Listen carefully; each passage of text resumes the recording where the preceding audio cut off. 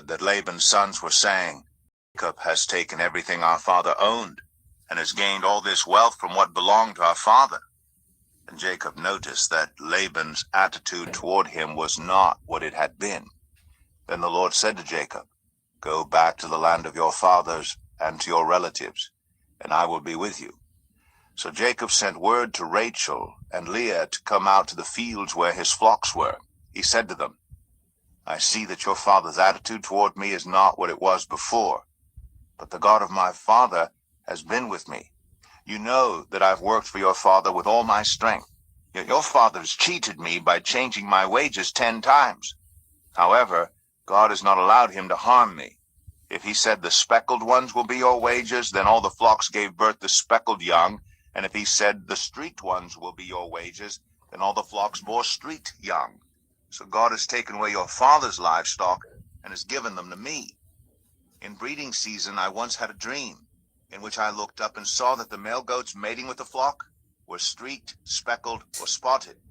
The angel of God said to me in the dream, 'Jacob.' I answered, 'Here I am.' And he said, 'Look up and see that all the male goats mating with the flock are streaked, speckled, or spotted. For I have seen all that Laban has been doing to you. I am the God of Bethel, where you anointed a pillar, and where you made a vow to me.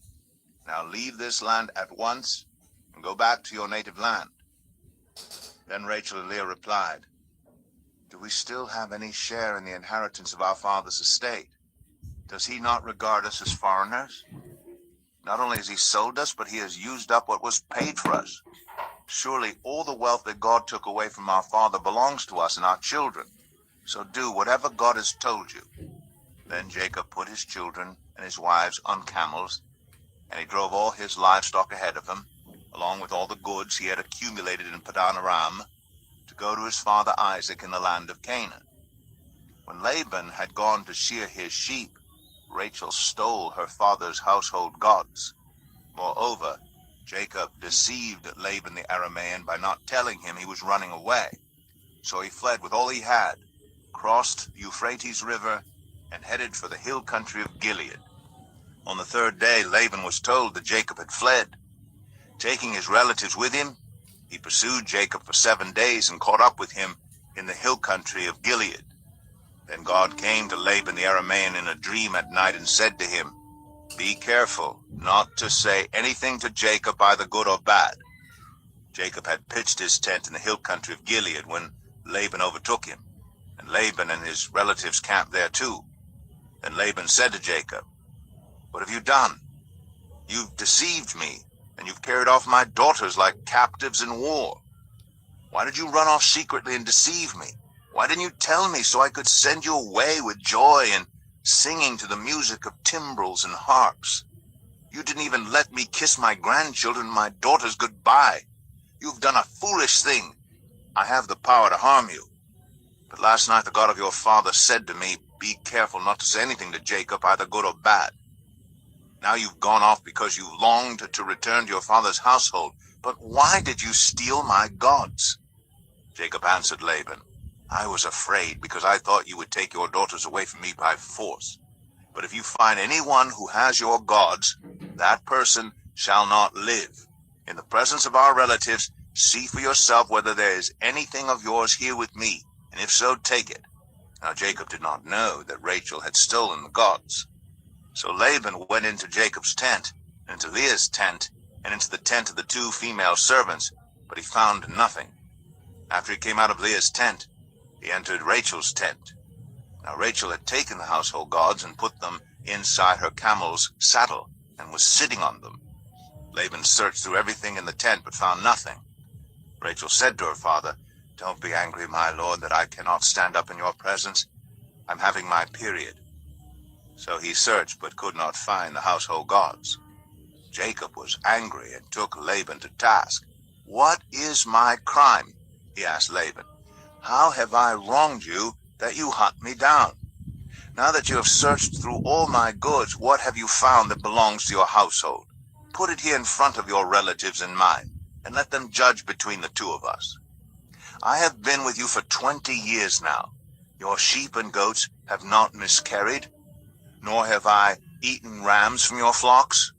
I did not bring you animals torn by wild beasts. I bore the loss myself. And you demanded payment from me for whatever was stolen by day or night. This was my situation. The heat consumed me in the daytime and the cold at night, and sleep fled from my eyes. It was like this for the 20 years I was in your household. I worked for you 14 years for your 2 daughters and 6 years for your flocks, and you changed my wages 10 times. If the God of my father, the God of Abraham, and the fear of Isaac had not been with me, you would surely have sent me away empty-handed. But God has seen my hardship and the toil of my hands, and last night he rebuked you. Laban answered Jacob, the women are my daughters, the children are my children, and the flocks are my flocks. All you see is mine.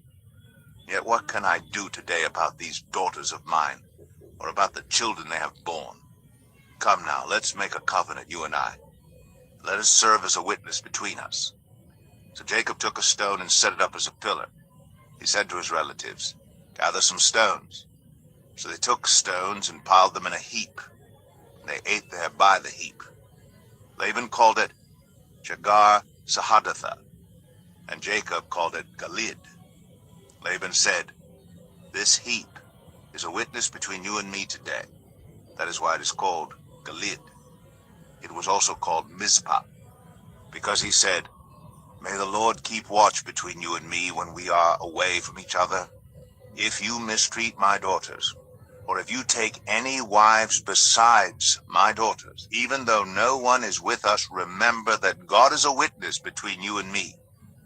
Laban also said to Jacob, here is this heap, and here is this pillar I have set up between you and me. This heap is a witness, and this pillar is a witness, that I will not go past this heap to your side to harm you, and that you will not go past this heap and pillar to my side to harm me. May the God of Abraham and the God of Nahor, the God of their father, judge between us. So Jacob took an oath in the name of the fear of his father Isaac. He offered a sacrifice there in the hill country and invited his relatives to a meal. After they had eaten, they spent the night there. Early the next morning, Laban kissed his grandchildren and his daughters and blessed them. Then he left and returned home. Genesis 32. Jacob also went on his way, and the angels of God met him. When Jacob saw them, he said, this is the camp of God. So he named that place Mahanaim.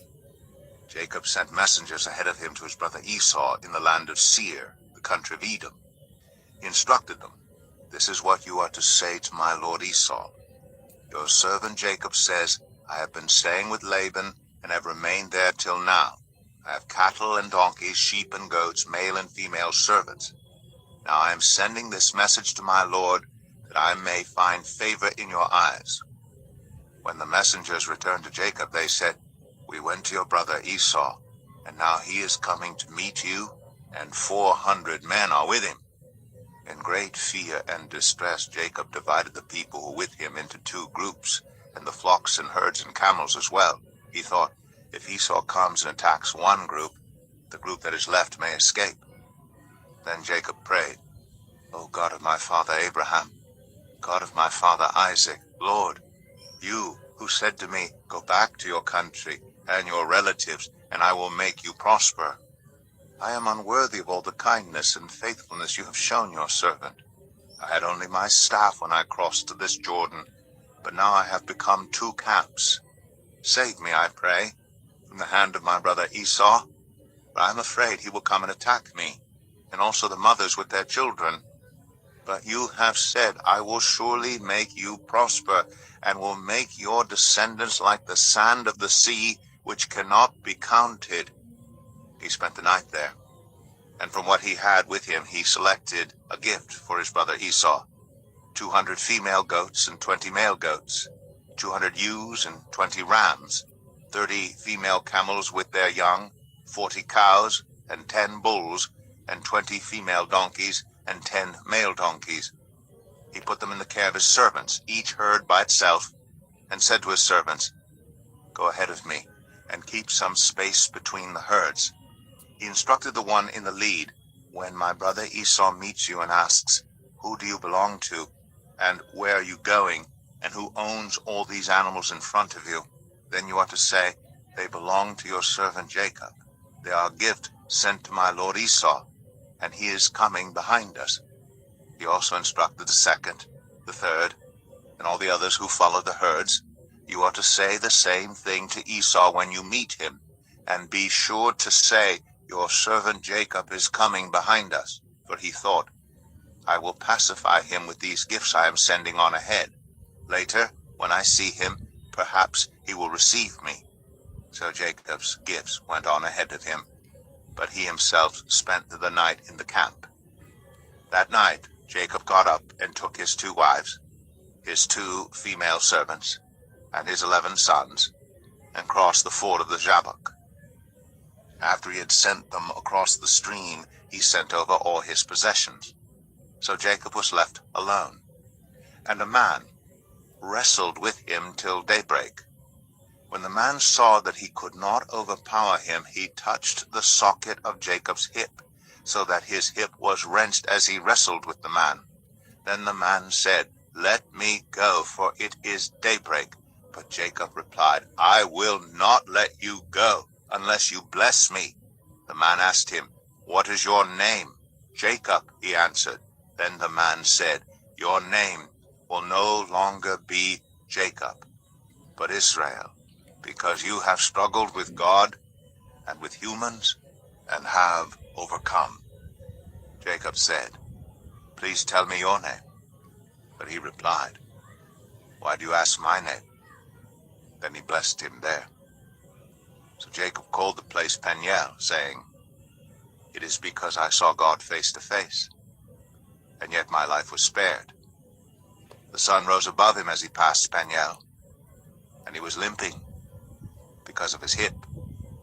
Therefore to this day the Israelites do not eat the tendon attached to the socket of the hip, because the socket of Jacob's hip was touched near the tendon. Genesis 33. Jacob looked up, and there was Esau coming with his 400 men. So he divided the children among Leah, Rachel, and the 2 female servants.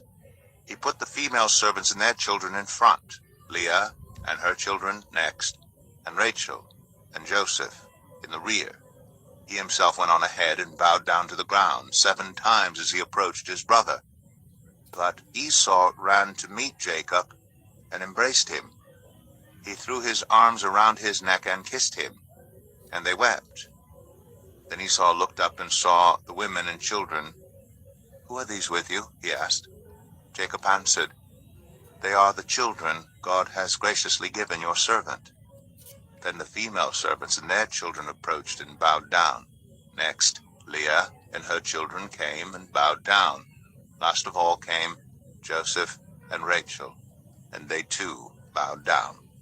Esau asked, "What's the meaning of all these flocks and herds I met?" "To find favor in your eyes, my lord," he said.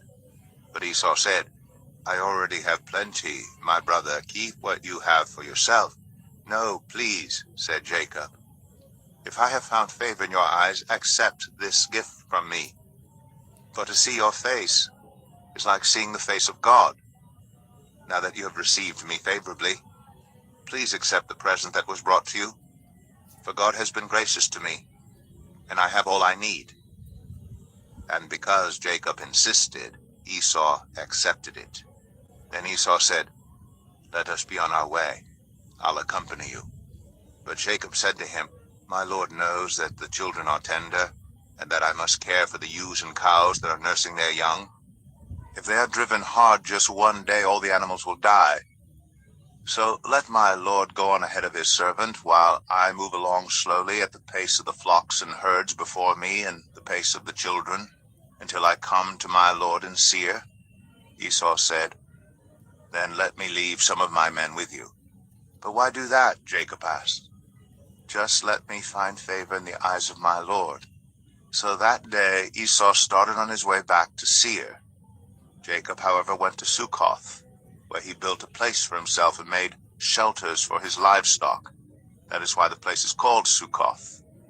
After Jacob came from Padan Aram, he arrived safely at the city of Shechem in Canaan, and camped within sight of the city. For 100 pieces of silver he bought from the sons of Hamor, the father of Shechem, the plot of ground where he pitched his tent. There he set up an altar and called it El Elohe Israel. Genesis 34. Now Dinah, the daughter Leah had borne to Jacob, went out to visit the women of the land. When Shechem, son of Hamor the Hivite, the ruler of that area, saw her, he took her and raped her. His heart was drawn to Dinah, daughter of Jacob. He loved the young woman and spoke tenderly to her. And Shechem said to his father Hamor, "Get me this girl as my wife." When Jacob heard that his daughter Dinah had been defiled, his sons were in the fields with his livestock, so he did nothing about it until they came home. Then Shechem's father Hamor went out to talk with Jacob. Meanwhile, Jacob's sons had come in from the fields as soon as they heard what had happened. They were shocked and furious because Shechem had done an outrageous thing in Israel by sleeping with Jacob's daughter, a thing that should not be done. But Hamor said to them, "My son Shechem has his heart set on your daughter. Please give her to him as his wife.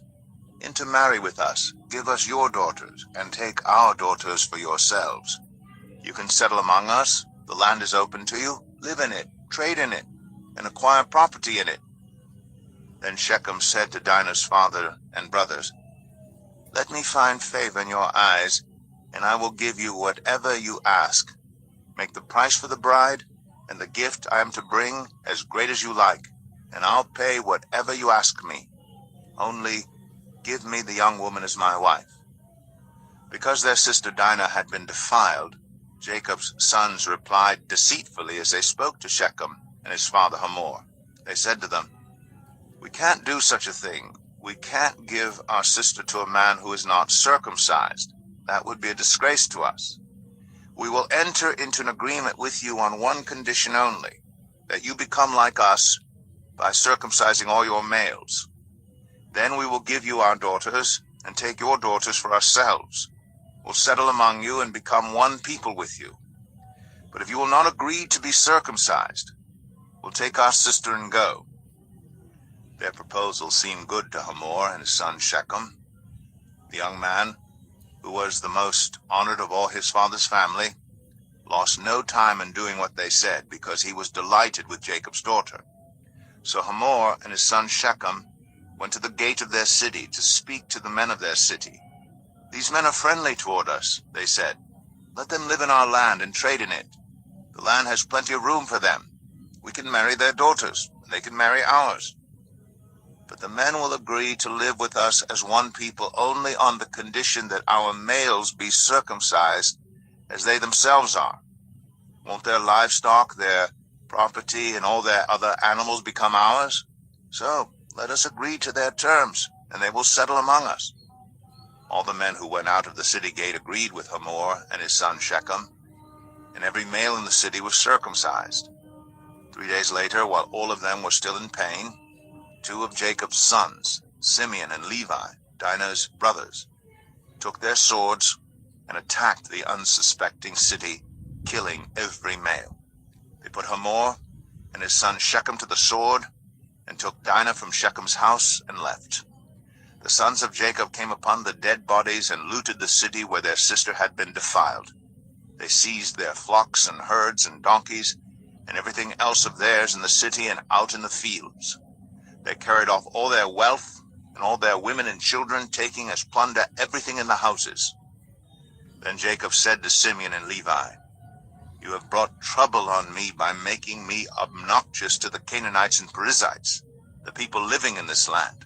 We are few in number, and if they join forces against me and attack me, I and my household will be destroyed." But they replied, "Should he have treated our sister like a prostitute?" Genesis 35. Then God said to Jacob, "Go up to Bethel and settle there, and build an altar there to God, who appeared to you when you were fleeing from your brother Esau. So Jacob said to his household and to all who are with him, Get rid of the foreign gods you have with you, and purify yourselves, and change your clothes. Then come, let us go up to Bethel, where I will build an altar to God, who answered me in the day of my distress, and who has been with me wherever I have gone. So they gave Jacob all the foreign gods they had, and the rings in their ears, and Jacob buried them under the oak at Shechem. Then they set out, and the terror of God fell on the towns all around them, so that no one pursued them. Jacob and all the people with him came to Luz, that is, Bethel, in the land of Canaan. There he built an altar, and he called the place El Bethel, because it was there that God revealed himself to him when he was fleeing from his brother. Now Deborah, Rebekah's nurse, died, and was buried under the oak outside Bethel.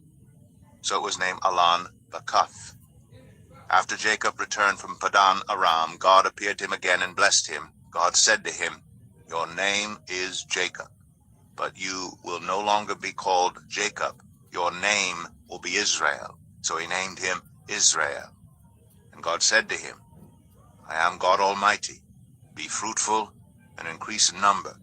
A nation and a community of nations will come from you, and kings will be among your descendants. The land I gave to Abraham and Isaac, I also give to you, and I will give this land to your descendants after you. Then God went up from him at the place where he had talked with him. Jacob set up a stone pillar at the place where God had talked with him, and he poured out a drink offering on it. He also poured oil on it. Jacob called the place where God had talked with him Bethel. Then they moved on from Bethel. While they were still some distance from Ephrath, Rachel began to give birth and had great difficulty. And as she was having great difficulty in childbirth, the midwife said to her, Don't despair, for you have another son. As she breathed her last, for she was dying, she named her son Ben-Oni, but his father named him Benjamin. So Rachel died, and was buried on the way to Ephrath, that is, Bethlehem. Over her tomb Jacob set up a pillar, and to this day that pillar marks Rachel's tomb.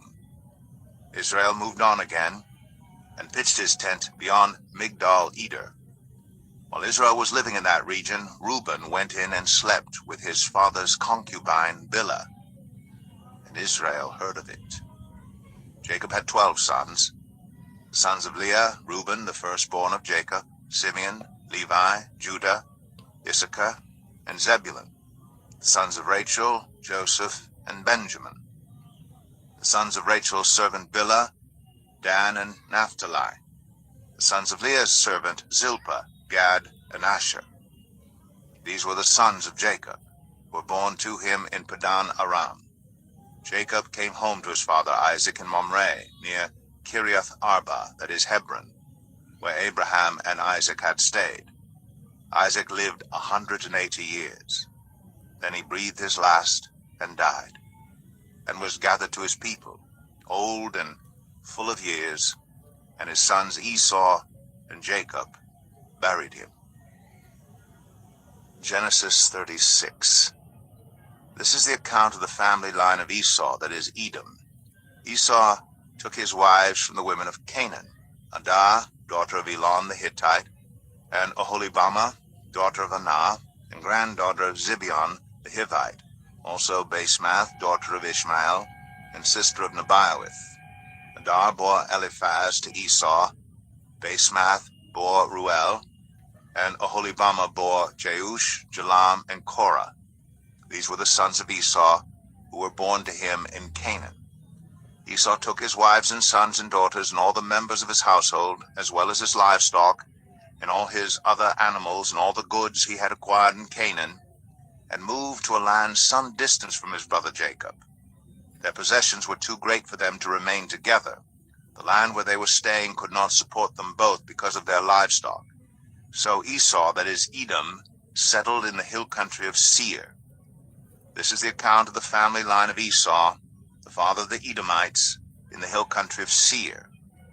These are the names of Esau's sons: Eliphaz, the son of Esau's wife Adah, and Ruel, the son of Esau's wife Basemath. The sons of Eliphaz: Teman, Omar, Zepho, Gatam, and Kenaz. Esau's son Eliphaz also had a concubine named Timnah, who bore him Amalek. These were grandsons of Esau's wife Adah. The sons of Ruel: Nahath, Zerah, Shema, and Mizah. These were grandsons of Esau's wife Basemath.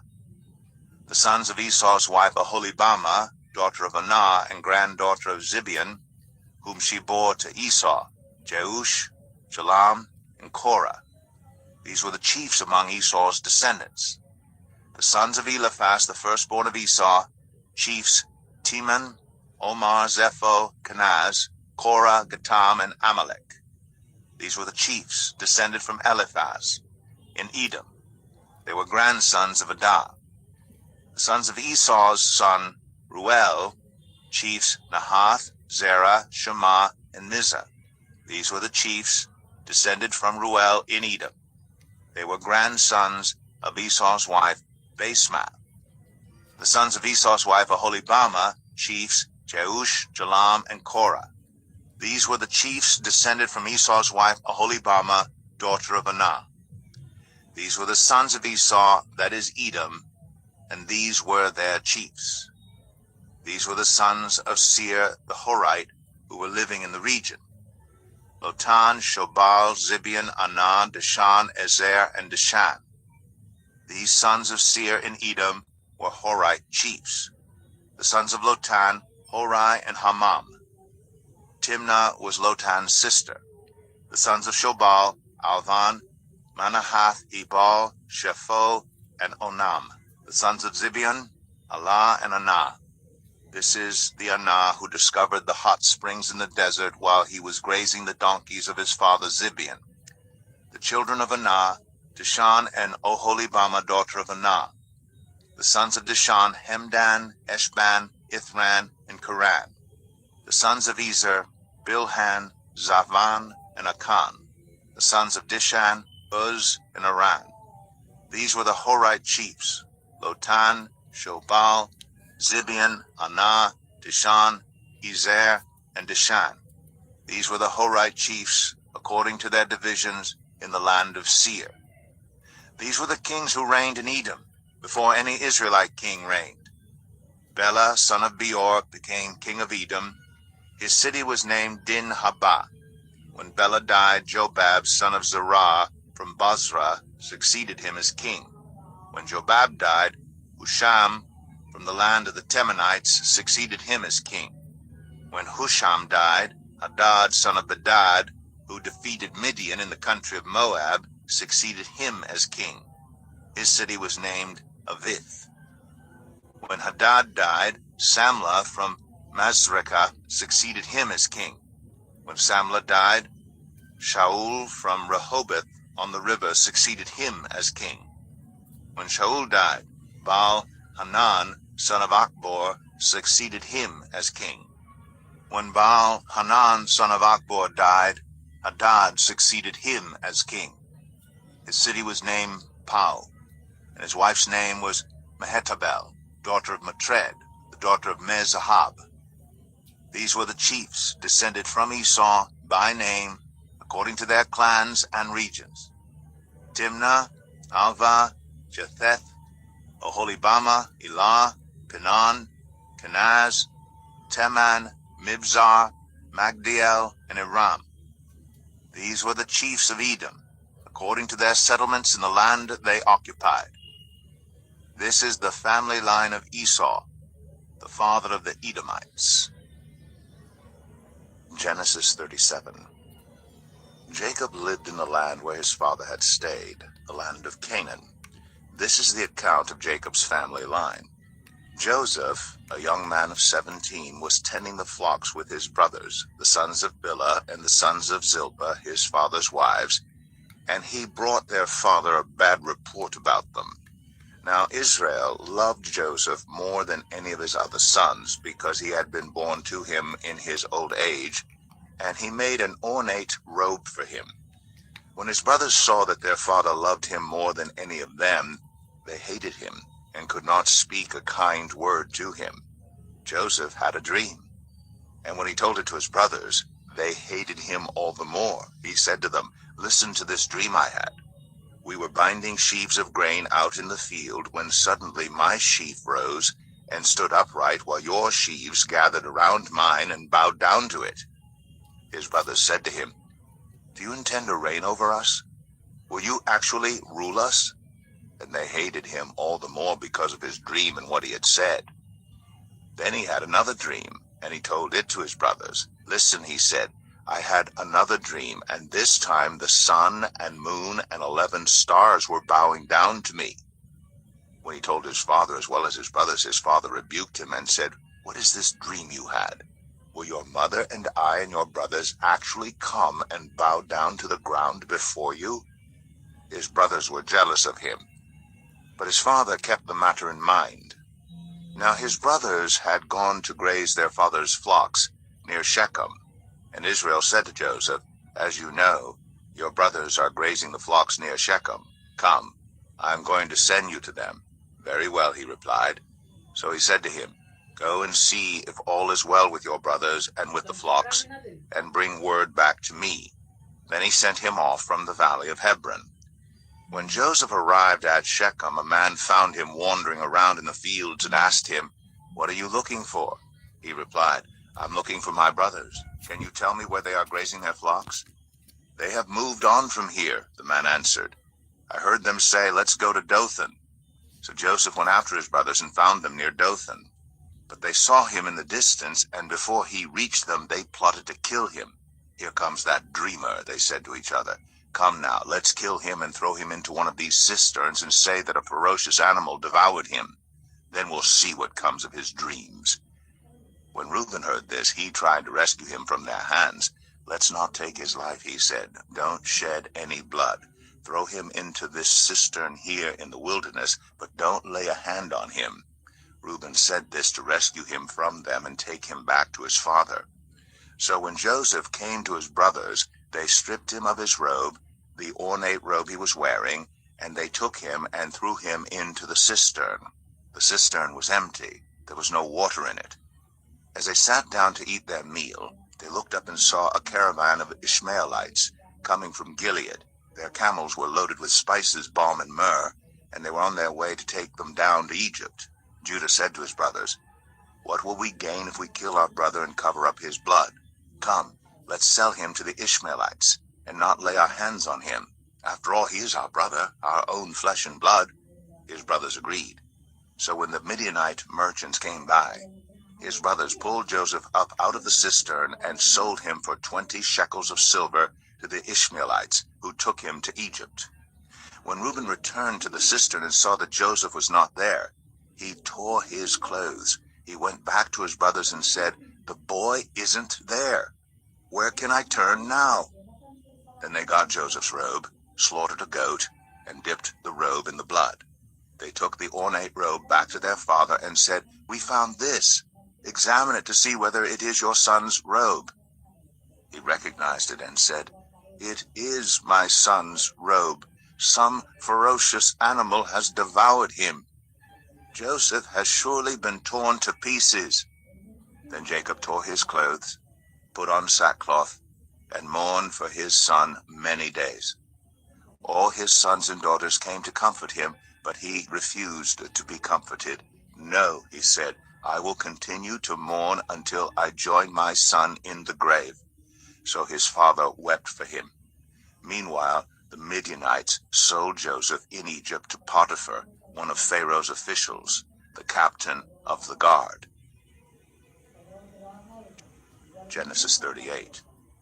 At that time, Judah left his brothers and went down to stay with a man of Adullam named Hira. There Judah met the daughter of a Canaanite man named Shua. He married her and made love to her. She became pregnant and gave birth to a son, who was named Er. She conceived again and gave birth to a son and named him Onan. She gave birth to still another son and named him Shelah. It was at Kezib that she gave birth to him. Judah got a wife for Er, his firstborn, and her name was Tamar. But Er, Judah's firstborn, was wicked in the Lord's sight, so the Lord put him to death. Then Judah said to Onan, "Sleep with your brother's wife, and fulfill your duty to her as a brother-in-law to raise up offspring for your brother." But Onan knew that the child would not be his, so whenever he slept with his brother's wife, he spilled his semen on the ground to keep from providing offspring for his brother. What he did was wicked in the Lord's sight, so the Lord put him to death also. Judah then said to his daughter-in-law Tamar, "Live as a widow in your father's household until my son Shelah grows up." For he thought, "He may die too, just like his brothers." So Tamar went to live in her father's household. After a long time, Judah's wife, the daughter of Shua, died. When Judah had recovered from his grief, he went up to Timnah, to the men who were shearing his sheep, and his friend Hira the Adullamite went with him. When Tamar was told, "Your father-in-law is on his way to Timnah to shear his sheep," she took off her widow's clothes, covered herself with a veil to disguise herself, and then sat down at the entrance to Enaim, which is on the road to Timnah. For she saw that though Shelah had now grown up, she had not been given to him as his wife. When Judah saw her, he thought she was a prostitute, for she had covered her face. Not realizing that she was his daughter-in-law, he went over to her by the roadside and said, "Come now, let me sleep with you." "And what will you give me to sleep with you?" she asked. "I'll send you a young goat from my flock," he said. "Will you give me something as a pledge until you send it?" she asked. He said, "What pledge should I give you?" "Your seal and its cord, and the staff in your hand," she answered. So he gave them to her and slept with her, and she became pregnant by him. After she left, she took off her veil and put on her widow's clothes again. Meanwhile, Judah sent the young goat by his friend the Adullamite in order to get his pledge back from the woman, but he did not find her. He asked the men who lived there, "Where is the shrine prostitute who was beside the road at Enaim?" "There hasn't been any shrine prostitute here," they said. So he went back to Judah and said, "I didn't find her. Besides, the men who lived there said, 'There hasn't been any shrine prostitute here.'" Then Judah said, "Let her keep what she has, or we will become a laughingstock. After all, I did send her this young goat, but you didn't find her." About 3 months later, Judah was told, "Your daughter-in-law Tamar is guilty of prostitution, and as a result she is now pregnant." Judah said, "Bring her out and have her burned to death." As she was being brought out, she sent a message to her father-in-law. "I am pregnant by the man who owns these," she said, and she added, "See if you recognize whose seal and cord and staff these are." Judah recognized them and said, "She is more righteous than I, since I wouldn't give her to my son Shelah." And he did not sleep with her again. When the time came for her to give birth, there were twin boys in her womb. As she was giving birth, one of them put out his hand, so the midwife took a scarlet thread and tied it on his wrist and said, "This one came out first." But when he drew back his hand, his brother came out, and she said, "So this is how you have broken out." And he was named Perez. Then his brother, who had the scarlet thread on his wrist, came out, and he was named Zerah. Genesis 39. Now Joseph had been taken down to Egypt. Potiphar, an Egyptian who was one of Pharaoh's officials, the captain of the guard, bought him from the Ishmaelites who had taken him there. The Lord was with Joseph, so that he prospered, and he lived in the house of his Egyptian master. When his master saw that the Lord was with him, and that the Lord gave him success in everything he did, Joseph found favor in his eyes and became his attendant. Potiphar put him in charge of his household, and he entrusted to his care everything he owned. From the time he put him in charge of his household and of all that he owned, the Lord blessed the household of the Egyptian because of Joseph. The blessing of the Lord was on everything Potiphar had, both in the house and in the field. So Potiphar left everything he had in Joseph's care. With Joseph in charge, he did not concern himself with anything except the food he ate. Now Joseph was well built and handsome, And after a while his master's wife took notice of Joseph and said, "Come to bed with me." But he refused. With me in charge, he told her, "My master does not concern himself with anything in the house. Everything he owns he has entrusted to my care. No one is greater in this house than I am.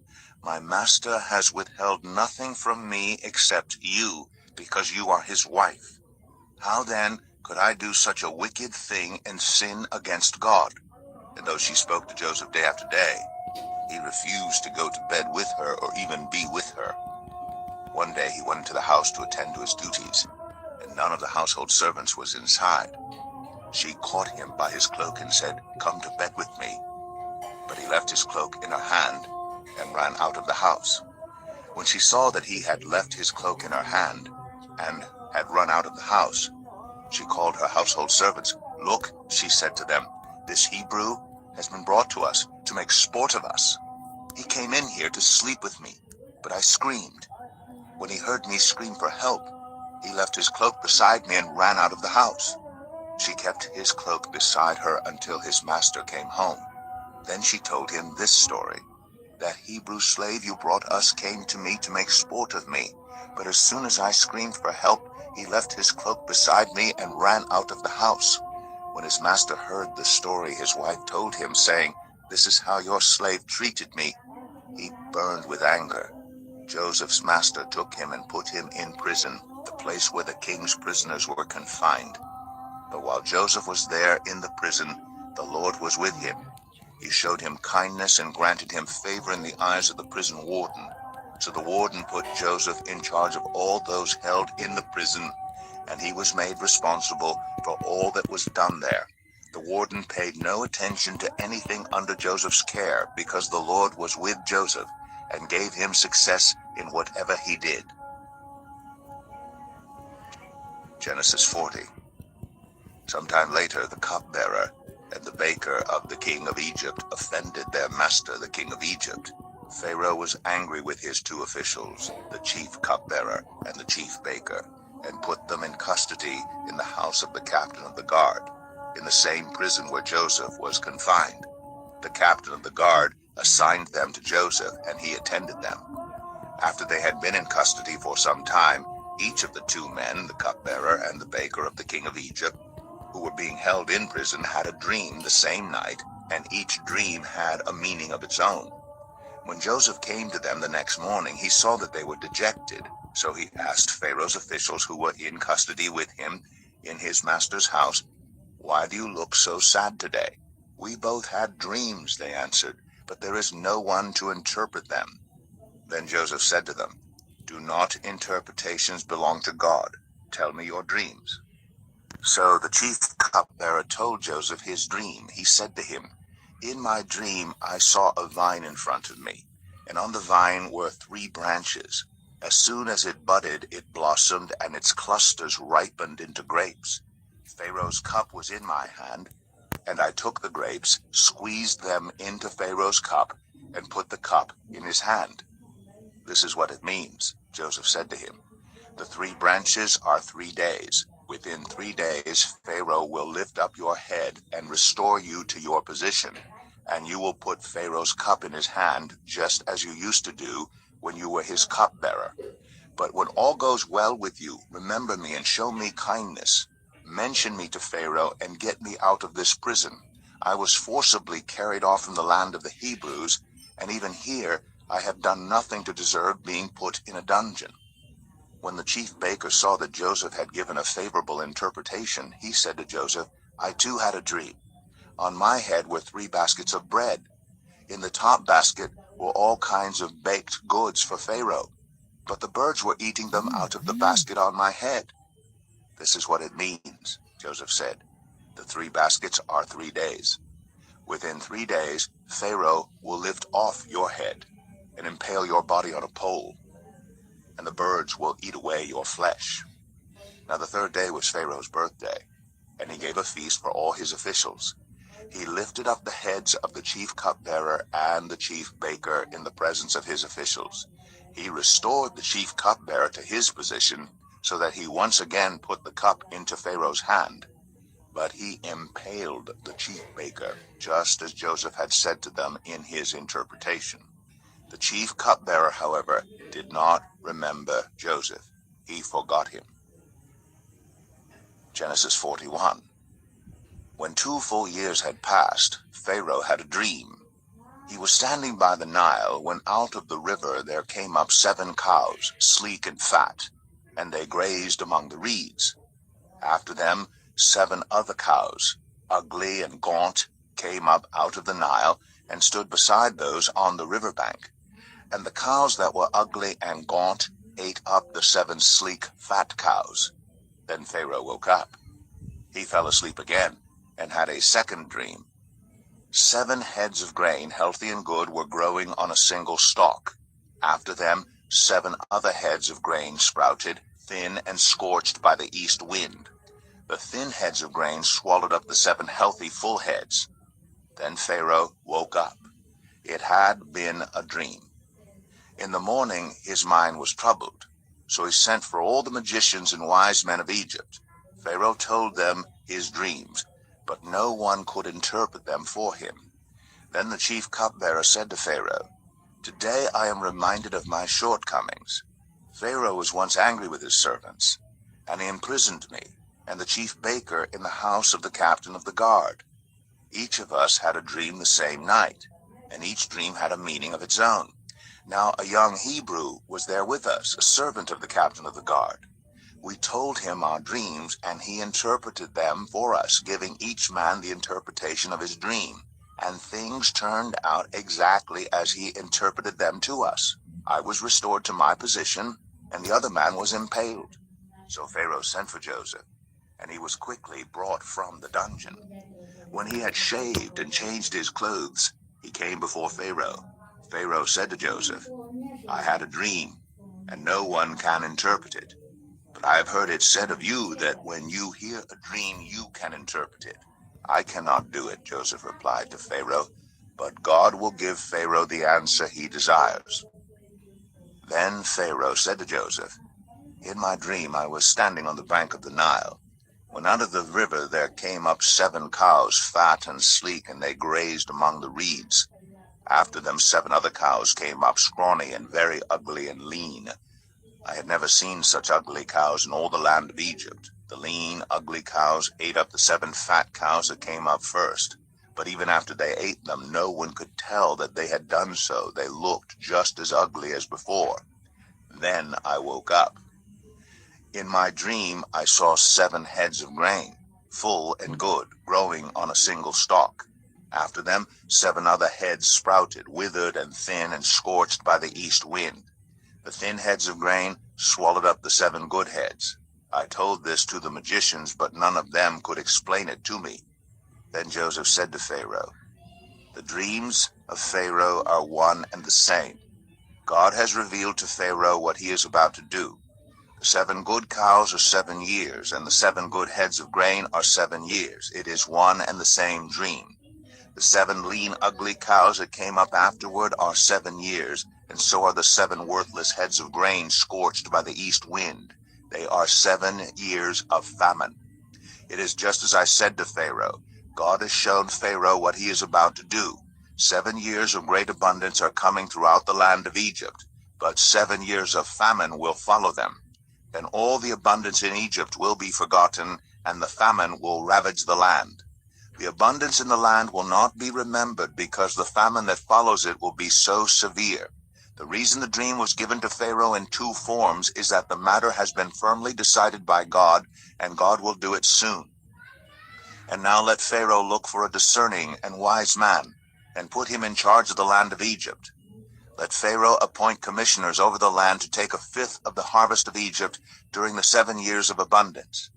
They should collect all the food of these good years that are coming, and store up the grain under the authority of Pharaoh to be kept in the cities for food. This food should be held in reserve for the country to be used during the 7 years of famine that will come upon Egypt, so that the country may not be ruined by the famine." The plan seemed good to Pharaoh and to all his officials. So Pharaoh asked them, "Can we find anyone like this man, one in whom is the Spirit of God?" Then Pharaoh said to Joseph, "Since God has made all this known to you, there is no one so discerning and wise as you. You shall be in charge of my palace, and all my people are to submit to your orders.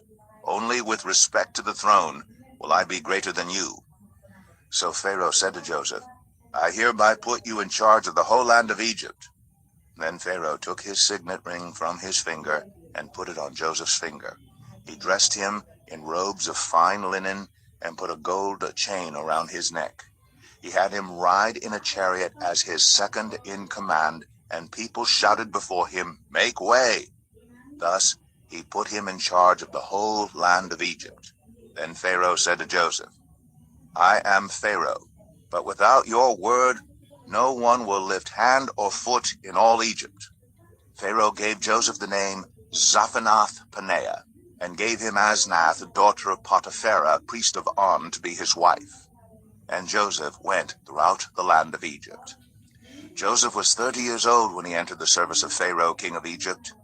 And Joseph went out from Pharaoh's presence and traveled throughout Egypt.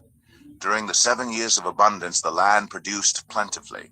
Joseph collected all the food produced in those 7 years of abundance in Egypt and stored it in the cities. In each city, he put the food grown in the fields surrounding it. Joseph stored up huge quantities of grain, like the sand of the sea. It was so much that he stopped keeping records because it was beyond measure. Before the years of famine came, 2 sons were born to Joseph by Asnath, daughter of Potipherah, priest of On. Joseph named his firstborn Manasseh and said, "It is because God has made me forget all my trouble and all my father's household." The second son he named Ephraim and said, "It is because God has made me fruitful in the land of my suffering." The 7 years of abundance in Egypt came to an end, and the 7 years of famine began, just as Joseph had said. There was famine in all the other lands, but in the whole land of Egypt there was food. When all Egypt began to feel the famine, the people cried to Pharaoh for food. Then Pharaoh told all the Egyptians, "Go to Joseph and do what he tells you." When the famine had spread over the whole country, Joseph opened all the storehouses and sold grain to the Egyptians, for the famine was severe throughout Egypt, and all the world came to Egypt to buy grain from Joseph because the famine was severe everywhere. Genesis 42. When Jacob learned that there was grain in Egypt, he said to his sons, "Why do you just keep looking at each other?" He continued, "I have heard that there is grain in Egypt. Go down there and buy some for us so that we may live and not die." Then 10 of Joseph's brothers went down to buy grain from Egypt. But Jacob did not send Benjamin, Joseph's brother, with the others because he was afraid that harm might come to him.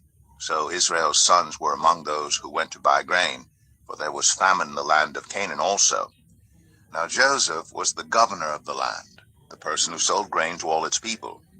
So when Joseph's brothers arrived, they bowed down to him with their faces to the ground. As soon as Joseph saw his brothers, he recognized them. But he pretended to be a stranger and spoke harshly to them. "Where do you come from?" he asked. "From the land of Canaan," they replied, "to buy food." Although Joseph recognized his brothers, they did not recognize him. Then he remembered his dreams about them and said to them, "You are spies. You have come to see where our land is unprotected." "No, my lord," they answered, "your servants have come to buy food. We are all the sons of one man. Your servants are honest men, not spies." "No," he said to them, "you have come to see where our land is unprotected." But they replied, "Your servants were 12 brothers, the sons of one man, who lives in the land of Canaan.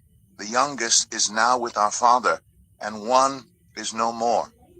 Joseph said to them, "It is just as I told you. You are spies, and this is how you will be tested. As surely as Pharaoh lives, you will not leave this place unless your youngest brother comes here. Send one of your number to get your brother. The rest of you will be kept in prison, so that your words may be tested to see if you are telling the truth. If you are not, then, as surely as Pharaoh lives, you are spies." And he put them all in custody for 3 days. On the 3rd day, Joseph said to them, "Do this and you will live, for I fear God. If you are honest men, let one of your brothers stay here in prison, while the rest of you go and take grain back to your starving households. but you must bring your youngest brother to me, so that your words may be verified, and that you may not die." This they proceeded to do. They said to one another, "Surely we are being punished because of our brother. We saw how distressed he was when he pleaded with us for his life, but we would not listen. That's why this distress has come on us." Reuben replied, "Didn't I tell you not to sin against the boy? But you wouldn't listen. Now we must give an accounting for his blood." They did not realize that Joseph could understand them, since he was using an interpreter. He turned away from them and began to weep, but then came back and spoke to them again. He had Simeon taken from them and bound before their eyes. Joseph gave orders to fill their bags with grain, to put each man's silver back in his sack, and to give them provisions for their journey.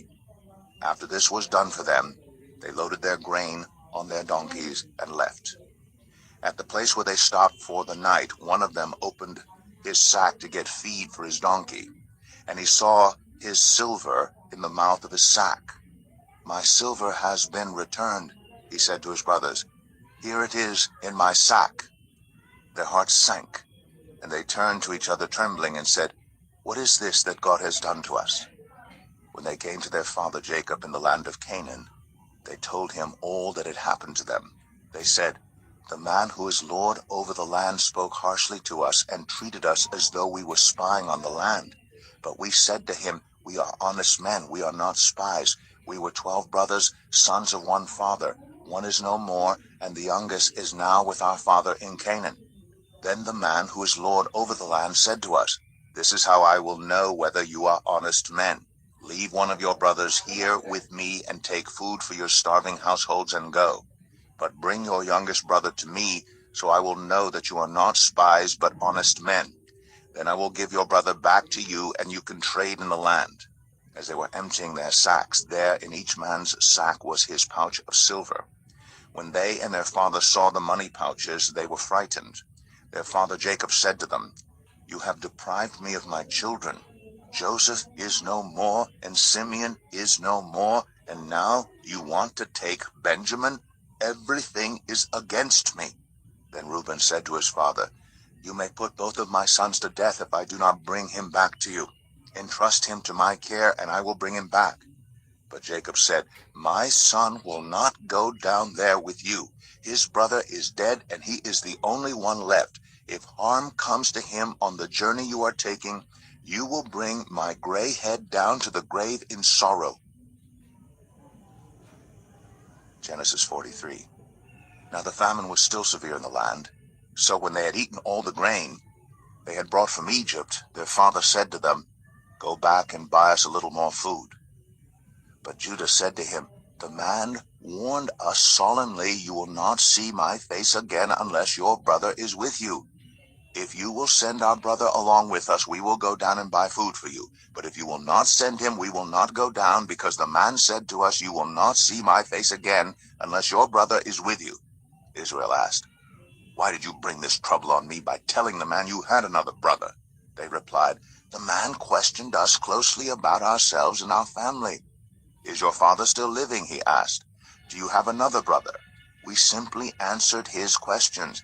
How are we to know he would say, 'Bring your brother down here'?" Then Judah said to Israel his father, "Send the boy along with me, and we will go at once, so that we and you and our children may live and not die. I myself will guarantee his safety. You can hold me personally responsible for him. If I do not bring him back to you and set him here before you, I will bear the blame before you all my life. As it is, if we had not delayed, we could have gone and returned twice." Then their father Israel said to them, "If it must be, then do this. Put some of the best products of the land in your bags, and take them down to the man as a gift, a little balm, a little honey, some spices and myrrh, some pistachio nuts and almonds. Take double the amount of silver with you, for you must return the silver that was put back into the mouths of your sacks. Perhaps it was a mistake. Take your brother also, and go back to the man at once. And may God Almighty grant you mercy before the man, so that he will let your other brother and Benjamin come back with you. As for me, if I am bereaved, I am bereaved." So the men took the gifts and double the amount of silver, and Benjamin also. They hurried down to Egypt and presented themselves to Joseph. When Joseph saw Benjamin with them, he said to the steward of his house, "Take these men to my house, slaughter an animal, and prepare a meal. They are to eat with me at noon." The man did as Joseph told him and took the men to Joseph's house. Now the men were frightened when they were taken to his house. They thought, "We were brought here because of the silver that was put back into our sacks the first time. He wants to attack us and overpower us and seize us as slaves and take our donkeys." So they went up to Joseph's steward and spoke to him at the entrance to the house. "We beg your pardon, our lord," they said. "We came down here the first time to buy food. But at the place where we stopped for the night, we opened our sacks, and each of us found his silver, the exact weight, in the mouth of his sack. So we have brought it back with us. We've also brought additional silver with us to buy food. We don't know who put our silver in our sacks." "It's all right," he said.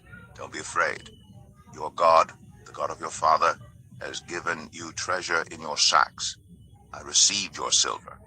Then he brought Simeon out to them. The steward took the men into Joseph's house, gave them water to wash their feet, and provided fodder for their donkeys. They prepared their gifts for Joseph's arrival at noon, because they had heard that they were to eat there. When Joseph came home, they presented to him the gifts they had brought into the house, and they bowed down before him to the ground. He asked them how they were, and then he said, "How is your aged father you told me about? Is he still living?" They replied, "Your servant our father is still alive and well." And they bowed down, prostrating themselves before him. As he looked about and saw his brother Benjamin, his own mother's son, he asked, "Is this your youngest brother, the one you told me about?" And he said, "God be gracious to you, my son."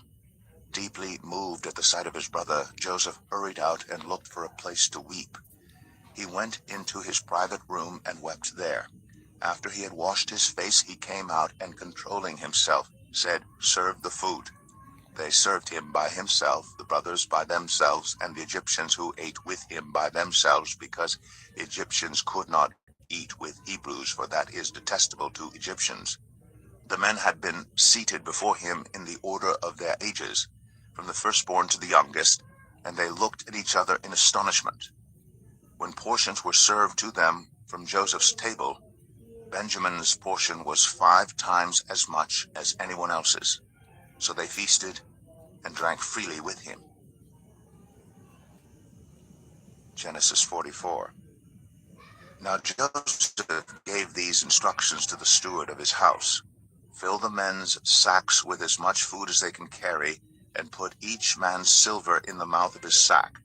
Then put my cup, the silver one, in the mouth of the youngest one's sack, along with the silver for his grain." And he did as Joseph said. As morning dawned, the men were sent on their way with their donkeys.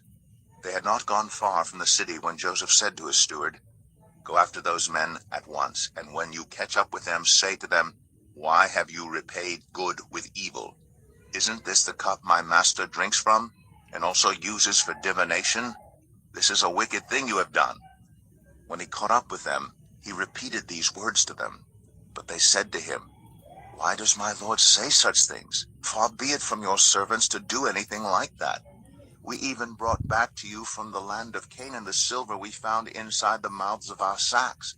So why would we steal silver or gold from your master's house? If any of your servants is found to have it, he will die, and the rest of us will become my lord's slaves." "Very well then," he said, "let it be as you say. Whoever is found to have it will become my slave. The rest of you will be free from blame." Each of them quickly lowered his sack to the ground and opened it. Then the steward proceeded to search, beginning with the oldest and ending with the youngest, and the cup was found in Benjamin's sack. At this they tore their clothes. Then they all loaded their donkeys and returned to the city. Joseph was still in the house when Judah and his brothers came in, and they threw themselves to the ground before him. Joseph said to them, "What is this you have done? Don't you know that a man like me can find things out by divination?" "What can we say to my lord?" Judah replied. "What can we say? How can we prove our innocence? God has uncovered your servant's guilt. We are now my lord's slaves, we ourselves, and the one who was found to have the cup." But Joseph said, "Far be it from me to do such a thing. Only the man who was found to have the cup will become my slave. The rest of you, go back to your father in peace." Then Judah went up to him and said, "Pardon your servant, my lord. Let me speak a word to my lord. Do not be angry with your servant, though you are equal to Pharaoh himself." My lord asked his servants, "Do you have a father or a brother?" And we answered, "We have an aged father, and there is a young son born to him in his old age. His brother is dead, and he is the only one of his mother's sons left, and his father loves him. Then you said to your servants, 'Bring him down to me so I can see him for myself.' And we said to my lord, 'The boy cannot leave his father. If he leaves him, his father will die.' But you told your servants, 'Unless your youngest brother comes down with you, you will not see my face again.' When we went back to your servant my father, we told him what my lord had said. Then our father said, 'Go back and buy a little more food.' But we said, 'We cannot go down. Only if our youngest brother is with us will we go. We cannot see the man's face unless our youngest brother is with us.' Your servant my father said to us, 'You know that my wife bore me 2 sons. One of them went away from me, and I said, He has surely been torn to pieces, and I have not seen him since. If you take this one from me too, and harm comes to him, you will bring my gray head down to the grave in misery.' So now, if the boy is not with us when I go back to your servant my father, and if my father, whose life is closely bound up with the boy's life, sees that the boy isn't there, he will die. Your servants will bring the gray head of our father down to the grave in sorrow. Your servant guaranteed the boy's safety to my father. I said, 'If I do not bring him back to you, I will bear the blame before you, my father, all my life. Now then, please, let your servant remain here as my lord's slave in place of the boy, and let the boy return with his brothers. How can I go back to my father if the boy is not with me? No, do not let me see the misery that would come on my father." Genesis 45. Then Joseph could no longer control himself before all his attendants, and he cried out, "Have everyone leave my presence." So there was no one with Joseph when he made himself known to his brothers. And he wept so loudly that the Egyptians heard him, and Pharaoh's household heard about it. Joseph said to his brothers, "I am Joseph. Is my father still living?" But his brothers were not able to answer him because they were terrified at his presence. Then Joseph said to his brothers, "Come close to me." When they had done so, he said, "I am your brother Joseph, the one you sold into Egypt. And now do not be distressed, and do not be angry with yourselves for selling me here, because it was to save lives that God sent me ahead of you. For 2 years now there has been famine in the land, and for the next 5 years there will be no plowing and reaping. But God sent me ahead of you to preserve for you a remnant on earth, and to save your lives by a great deliverance. So then it was not you who sent me here, but God. He made me father to Pharaoh, lord of his entire household, and ruler of all Egypt. Now hurry back to my father and say to him, 'This is what your son Joseph says. God has made me lord of all Egypt. Come down to me, don't delay. You shall live in the region of Goshen, and be near me, you, your children and grandchildren, your flocks and herds, and all you have. I will provide for you there, because 5 years of famine are still to come. Otherwise, you and your household, and all who belong to you, will become destitute. You can see for yourselves, and so can my brother Benjamin, that it is really I who am speaking to you. Tell my father about all the honor accorded me in Egypt, and about everything you have seen, and bring my father down here quickly." Then he threw his arms around his brother Benjamin and wept. And Benjamin embraced him, weeping. And he kissed all his brothers and wept over them. Afterward, his brothers talked with him. When the news reached Pharaoh's palace that Joseph's brothers had come, Pharaoh and all his officials were pleased. Pharaoh said to Joseph, "Tell your brothers, do this. Load your animals and return to the land of Canaan, and bring your father and your families back to me. I will give you the best of the land of Egypt, and you can enjoy the fat of the land. You are also directed to tell them, do this. Take some carts from Egypt for your children and your wives, and get your father and come. Never mind about your belongings, because the best of all Egypt will be yours." So the sons of Israel did this. Joseph gave them carts as Pharaoh had commanded, and he also gave them provisions for their journey. To each of them he gave new clothing, but to Benjamin he gave 300 shekels of silver and 5 sets of clothes. And this is what he sent to his father: 10 donkeys loaded with the best things of Egypt, and 10 female donkeys loaded with grain and bread and other provisions for his journey. Then he sent his brothers away, and as they were leaving, he said to them, "Don't quarrel on the way." So they went up out of Egypt and came to their father Jacob in the land of Canaan. They told him, "Joseph is still alive. In fact, he is ruler of all Egypt." Jacob was stunned. He did not believe them. But when they told him everything Joseph had said to them, and when he saw the carts Joseph had sent to carry him back, the spirit of their father Jacob revived. And Israel said, "I am convinced. My son Joseph is still alive. I will go and see him before I die." Genesis 46. So Israel set out with all that was his, and when he reached Beersheba, he offered sacrifices to the God of his father Isaac.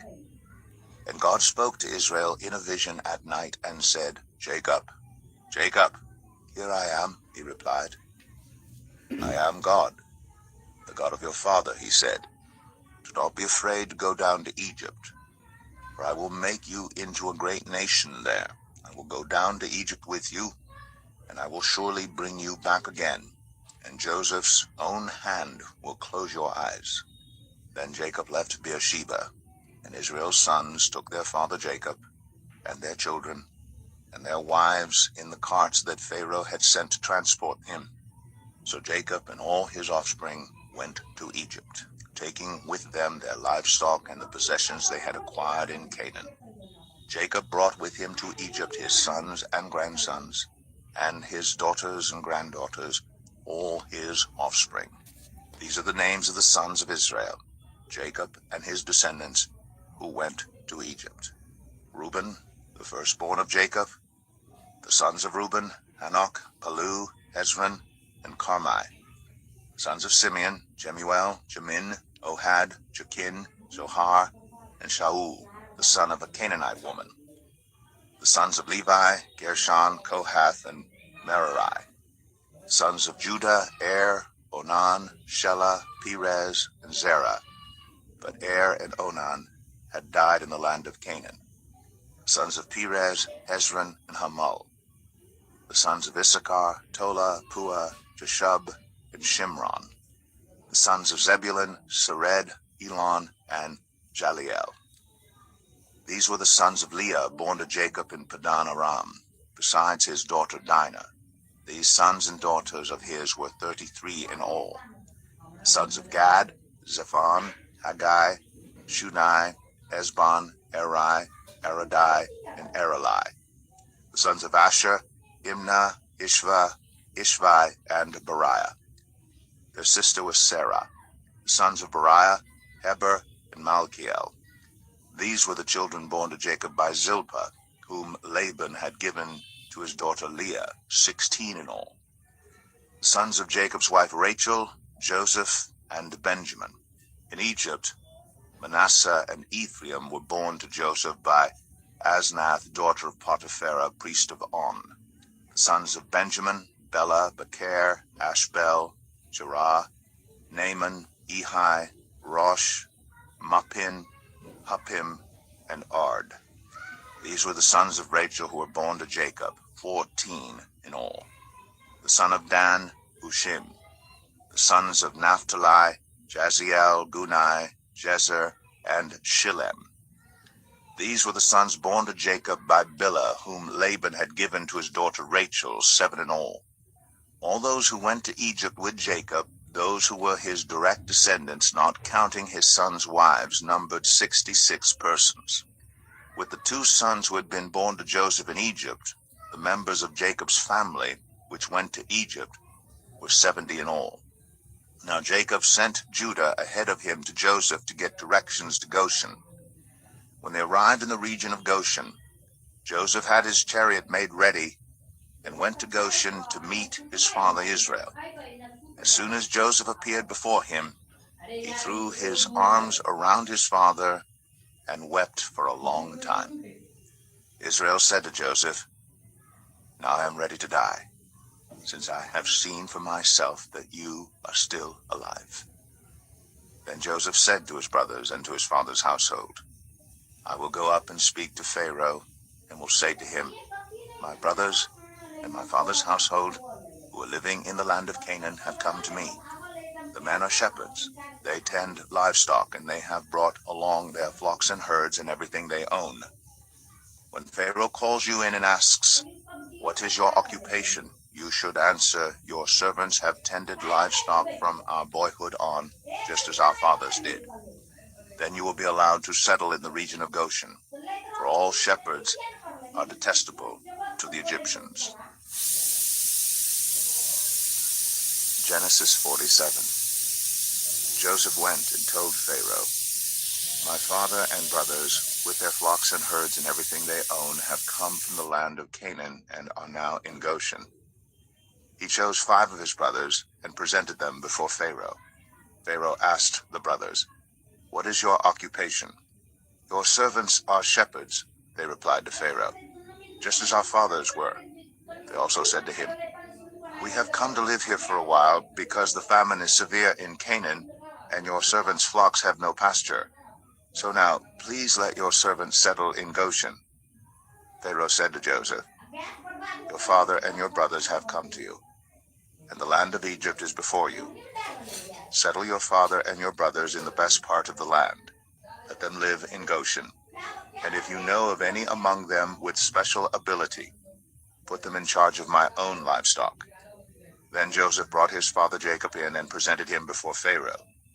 After Jacob blessed Pharaoh, Pharaoh asked him, "How old are you?" And Jacob said to Pharaoh, "The years of my pilgrimage are 130. My years have been few and difficult, and they do not equal the years of the pilgrimage of my fathers." Then Jacob blessed Pharaoh and went out from his presence.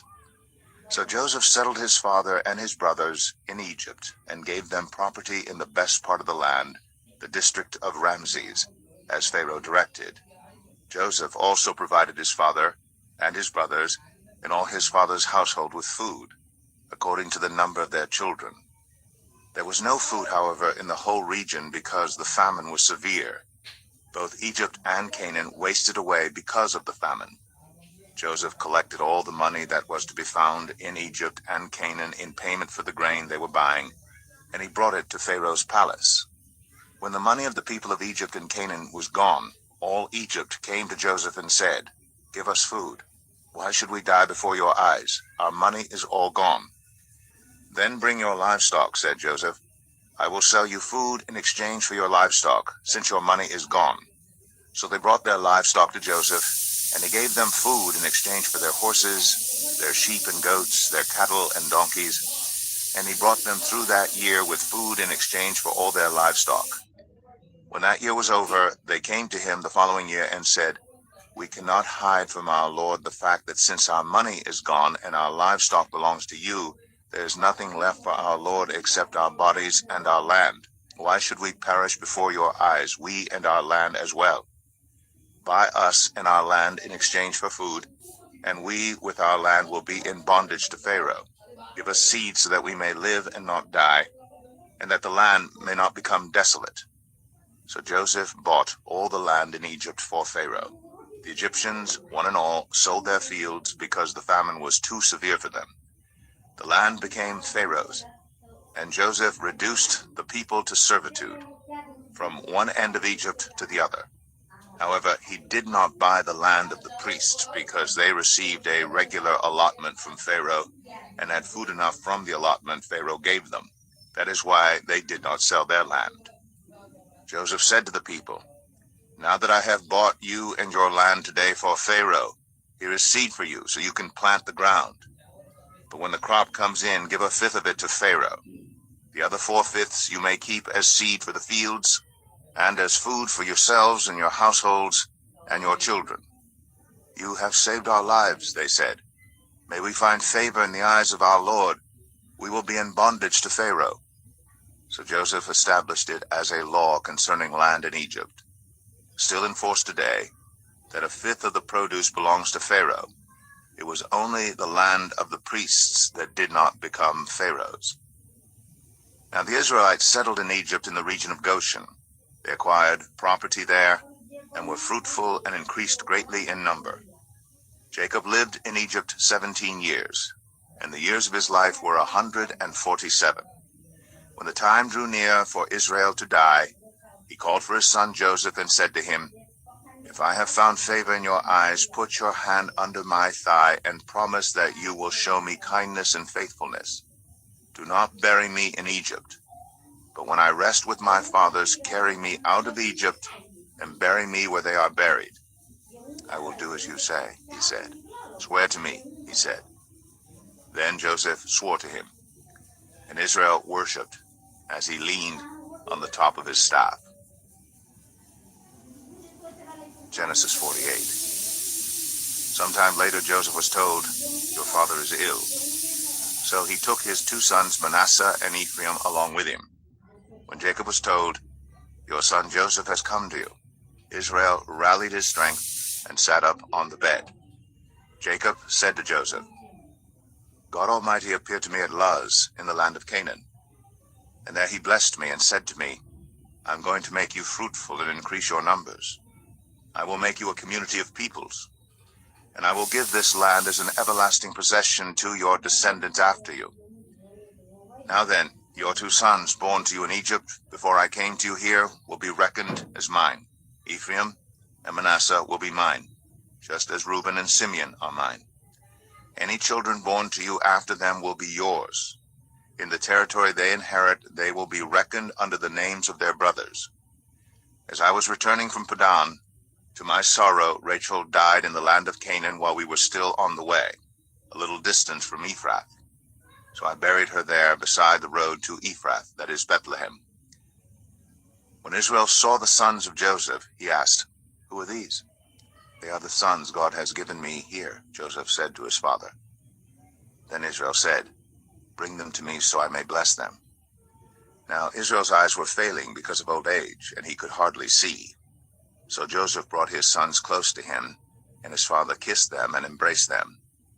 Israel said to Joseph, "I never expected to see your face again, and now God has allowed me to see your children too." Then Joseph removed them from Israel's knees and bowed down with his face to the ground. And Joseph took both of them, Ephraim on his right toward Israel's left hand, and Manasseh on his left toward Israel's right hand, and brought them close to him. But Israel reached out his right hand and put it on Ephraim's head, though he was the younger, and crossing his arms he put his left hand on Manasseh's head, even though Manasseh was the firstborn. Then he blessed Joseph and said, "May the God before whom my fathers Abraham and Isaac walked faithfully, the God who has been my shepherd all my life to this day, the angel who has delivered me from all harm, may he bless these boys. May they be called by my name and the names of my fathers Abraham and Isaac, and may they increase greatly on the earth."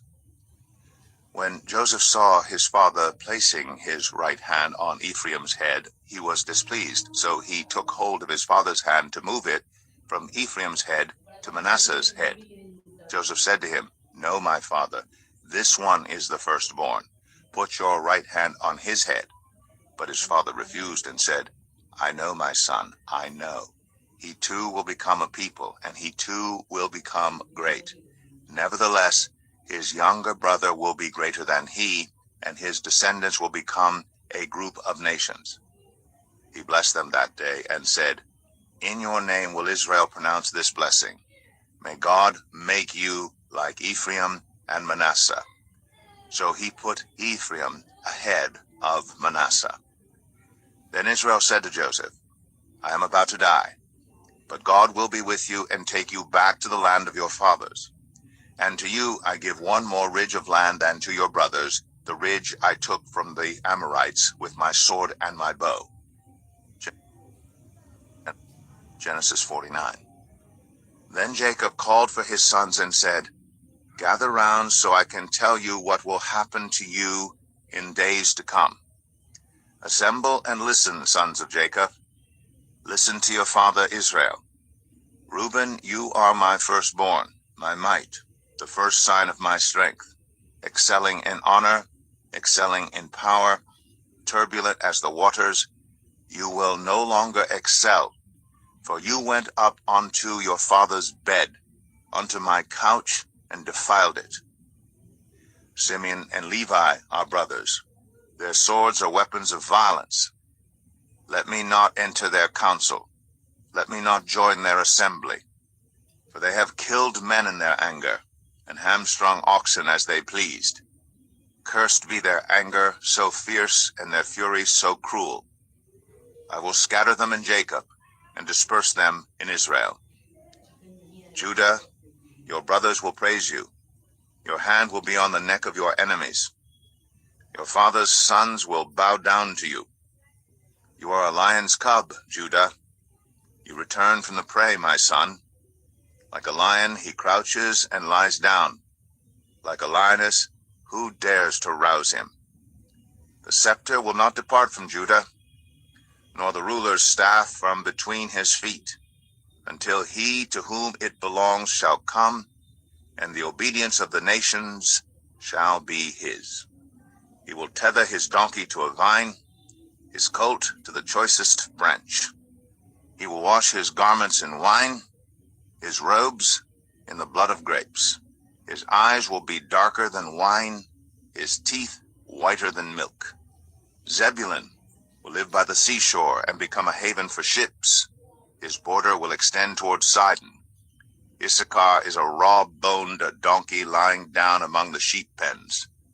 When he sees how good is his resting place and how pleasant is his land, he will bend his shoulder to the burden and submit to forced labor. Dan will provide justice for his people, as one of the tribes of Israel. Dan will be a snake by the roadside, a viper along the path, that bites the horse's heels so that its rider tumbles backward. I look for your deliverance, Lord. Gad will be attacked by a band of raiders, but he will attack them at their heels. Asher's food will be rich.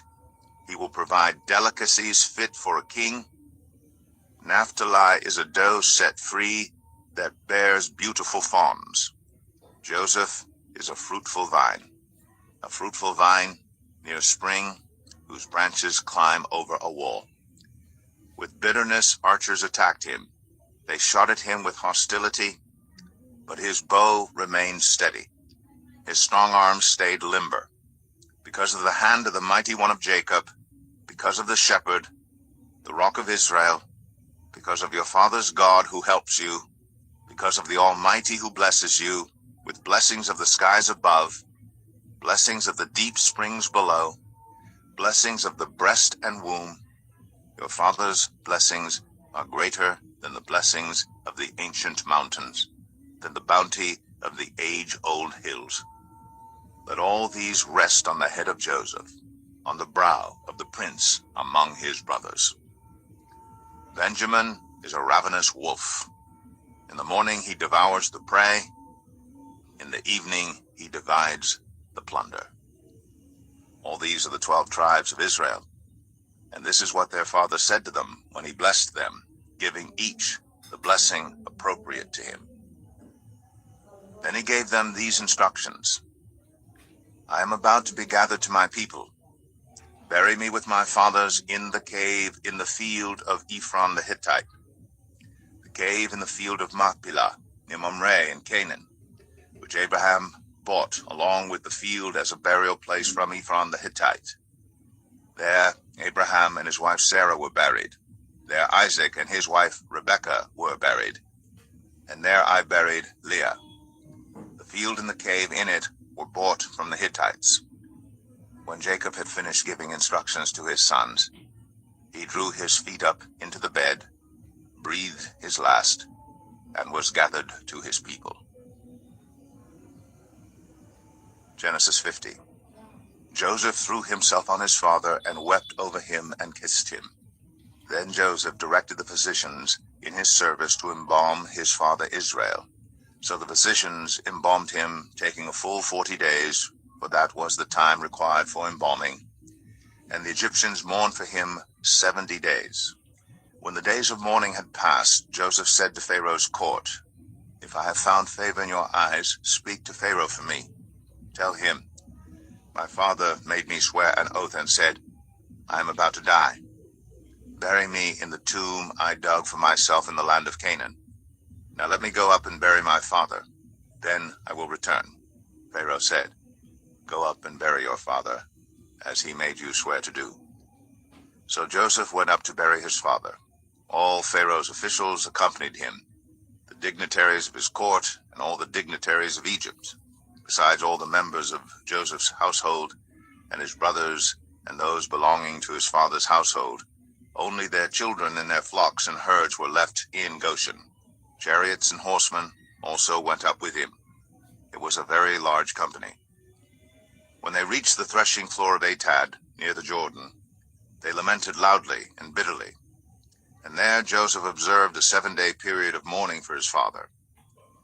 When the Canaanites who lived there saw the mourning at the threshing floor of Atad, they said, "The Egyptians are holding a solemn ceremony of mourning." That is why that place near the Jordan is called Abel Mizraim.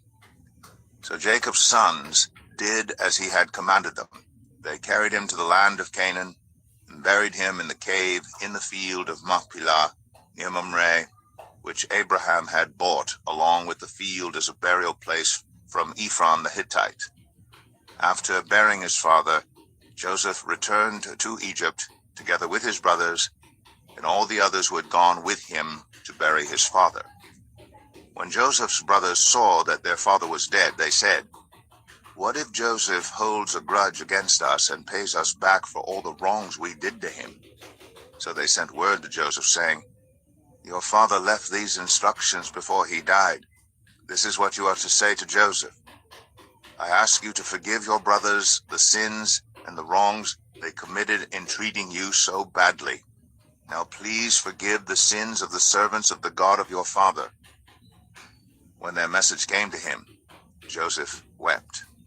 His brothers then came and threw themselves down before him. "We are your slaves," they said. But Joseph said to them, "Don't be afraid. Am I in the place of God?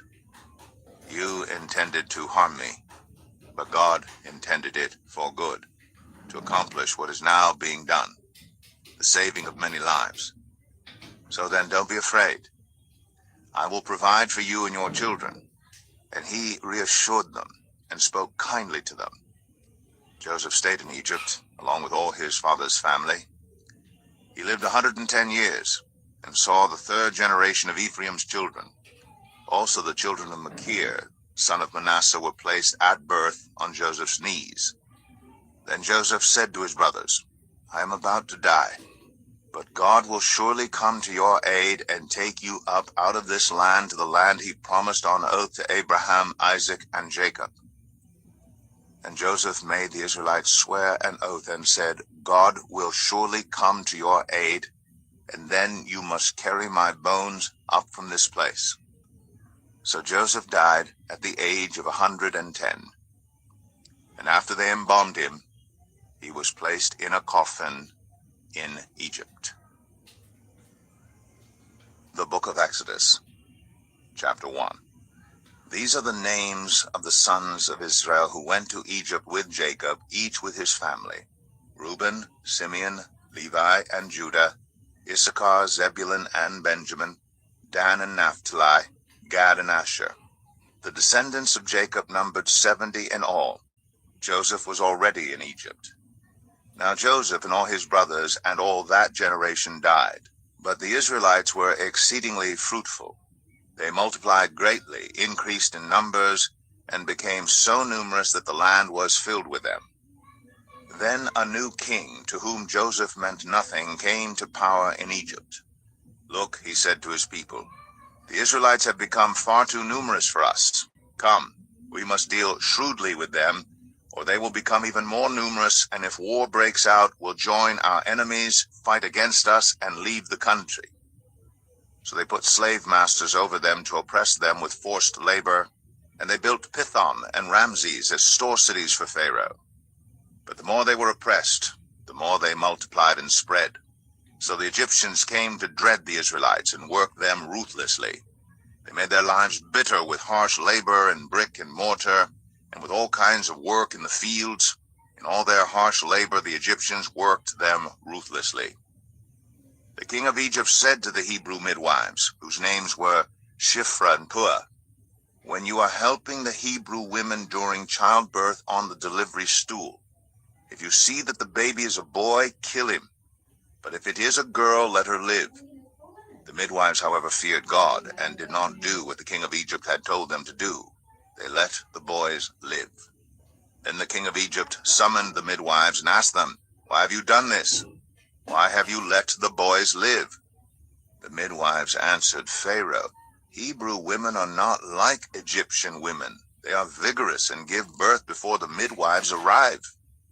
So God was kind to the midwives, and the people increased and became even more numerous. And because the midwives feared God, he gave them families of their own. Then Pharaoh gave this order to all his people, every Hebrew boy that is born you must throw into the Nile, but let every girl live. Exodus 2. Now a man of the tribe of Levi married a Levite woman, and she became pregnant and gave birth to a son. When she saw that he was a fine child, she hid him for 3 months. But when she could hide him no longer, she got a papyrus basket for him and coated it with tar and pitch. Then she placed the child in it and put it among the reeds along the bank of the Nile. His sister stood at a distance to see what would happen to him.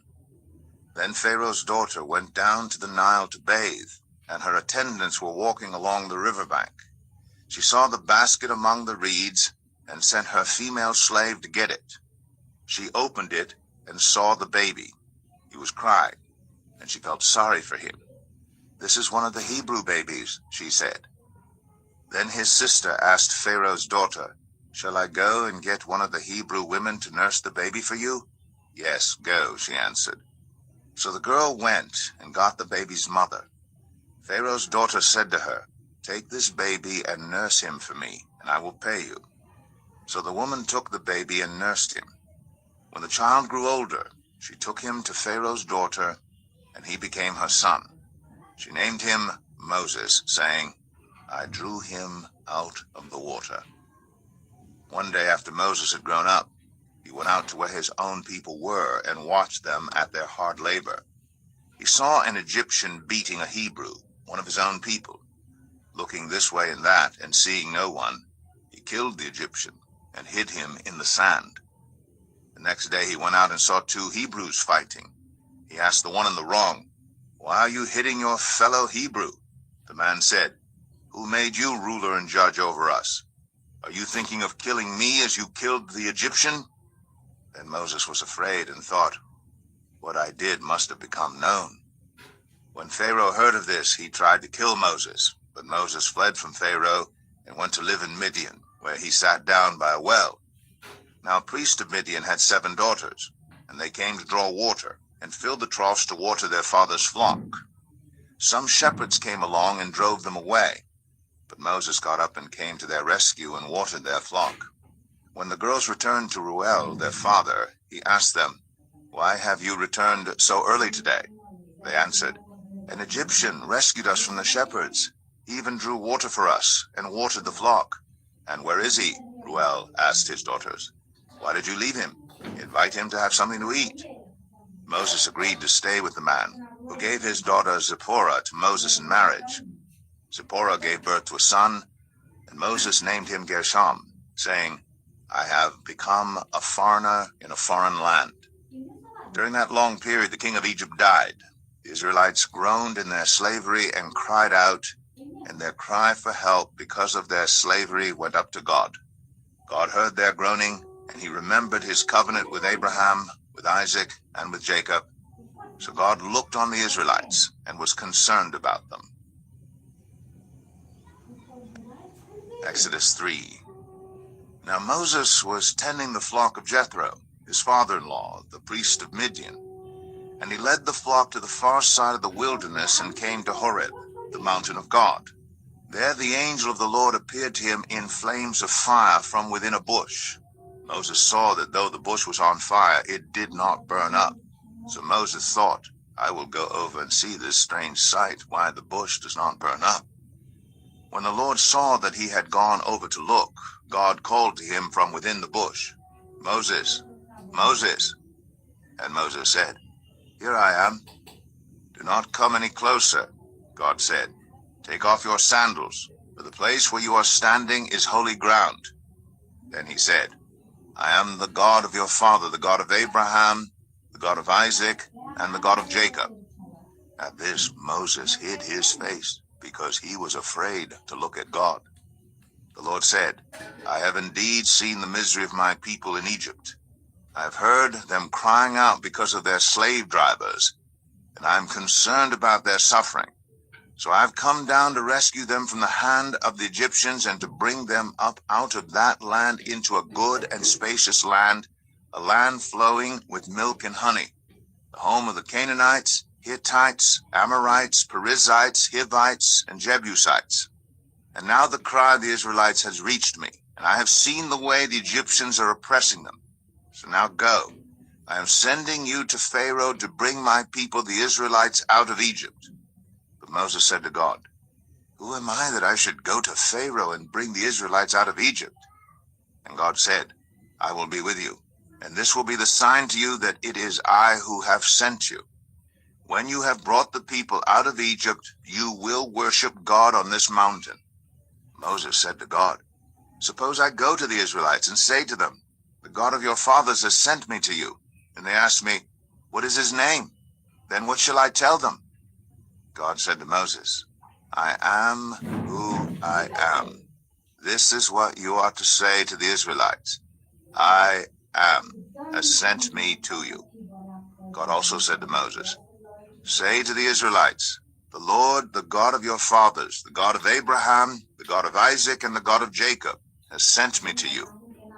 This is my name forever, the name you shall call me from generation to generation. Go, assemble the elders of Israel and say to them, The Lord, the God of your fathers, the God of Abraham, Isaac, and Jacob, appeared to me and said, I have watched over you and have seen what has been done to you in Egypt. And I have promised to bring you up out of your misery in Egypt into the land of the Canaanites, Hittites, Amorites, Perizzites, Hivites, and Jebusites, a land flowing with milk and honey. The elders of Israel will listen to you. Then you and the elders are to go to the king of Egypt and say to him, The Lord, the God of the Hebrews, has met with us. Let us take a 3-day journey into the wilderness to offer sacrifices to the Lord our God. But I know that the king of Egypt will not let you go unless a mighty hand compels him. So I will stretch out my hand and strike the Egyptians with all the wonders that I will perform among them. After that, he will let you go.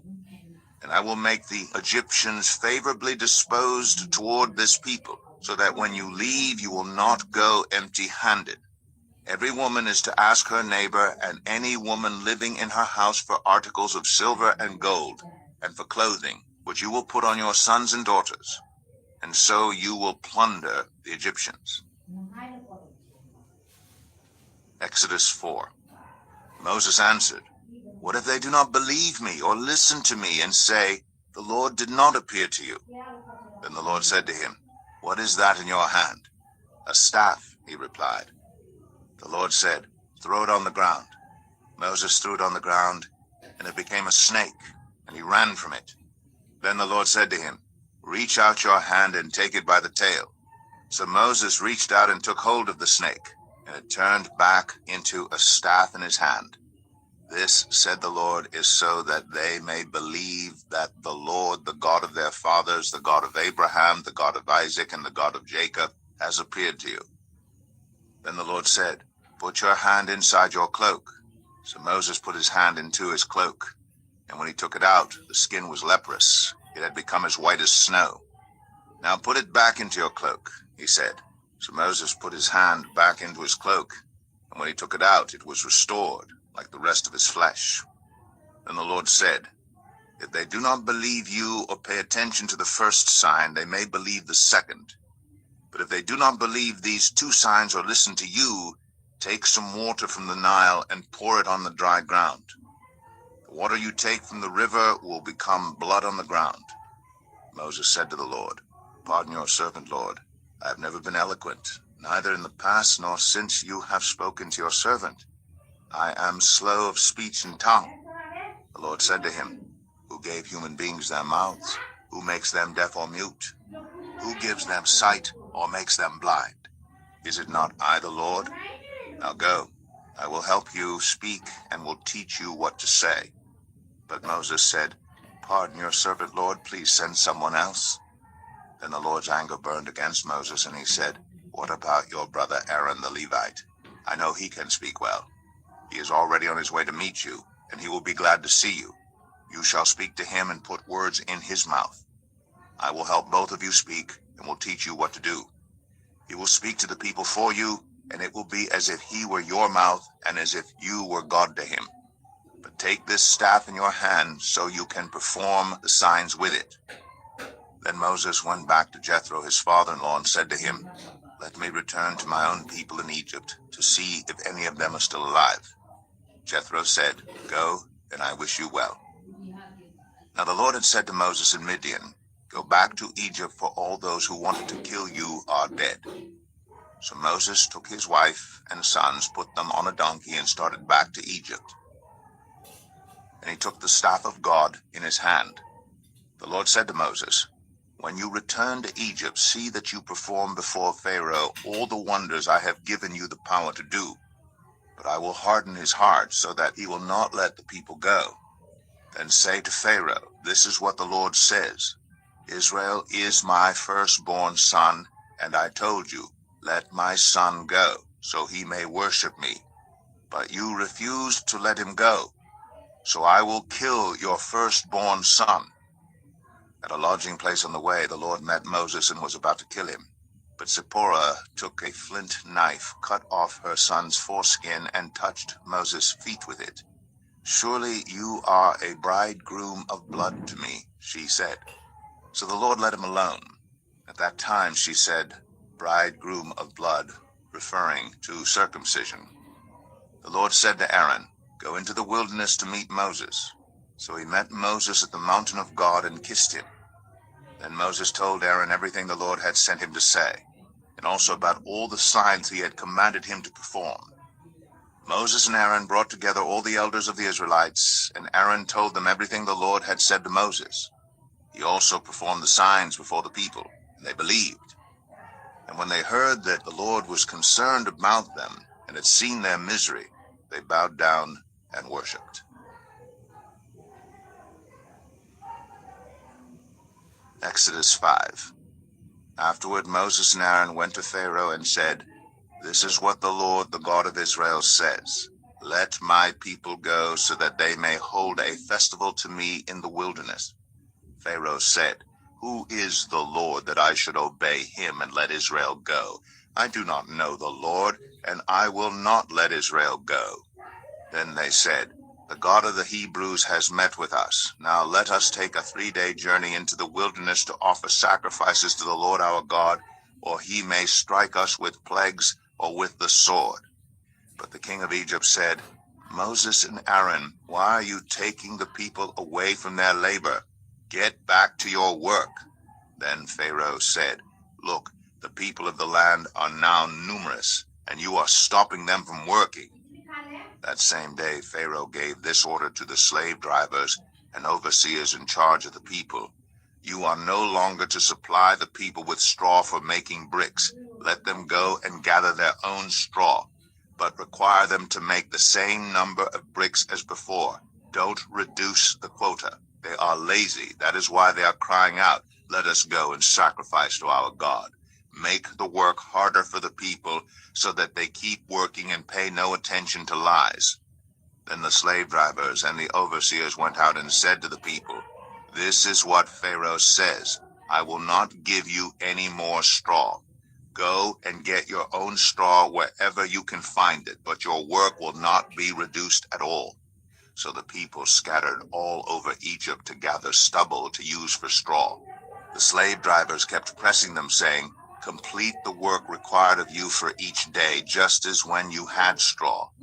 And Pharaoh's slave drivers beat the Israelite overseers they had appointed, demanding, why haven't you met your quota of bricks yesterday or today as before? Then the Israelite overseers went and appealed to Pharaoh. Why have you treated your servants this way? Your servants are given no straw, yet we are told make bricks.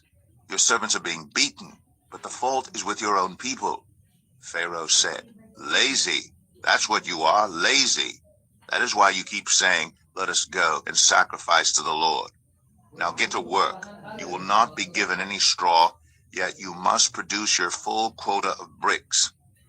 The Israelite overseers realized they were in trouble when they were told, you are not to reduce the number of bricks required of you for each day.